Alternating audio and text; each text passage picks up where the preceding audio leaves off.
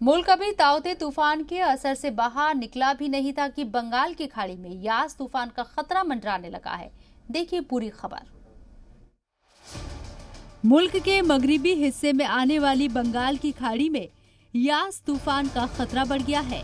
ओडिशा और मगरिबी बंगाल समेत समुद्र से सटे 5 रियासतों में अलर्ट जारी कर दिया गया है।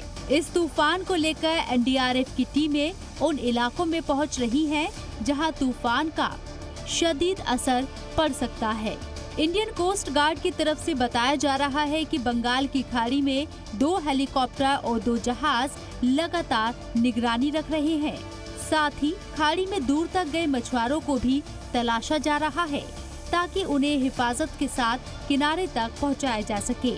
अंदाजा है कि रियासतों ने सभी मछुआरों को समंदर में ना जाने की हिदायत दी है और जो भी मछुआरे आसपास के इलाकों में मछली पकड़ने गए हैं उनके आज सुबह तक किनारों तक लौट आने की इत्तला है।